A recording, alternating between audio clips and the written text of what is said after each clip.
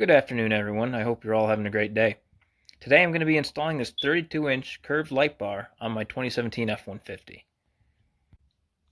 So this kit comes with the 32-inch light bar along with two mounting brackets, and it comes with all the wiring you need with the switch that will go inside your cab.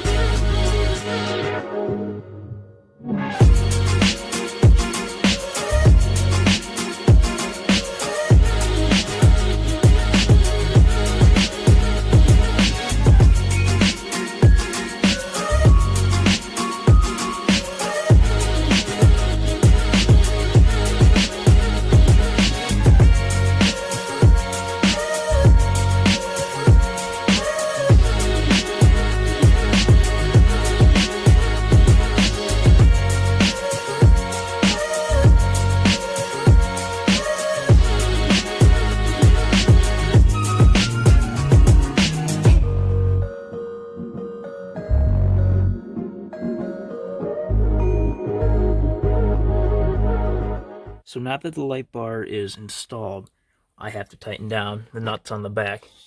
But I also drilled another hole right over here that I can run these wires through.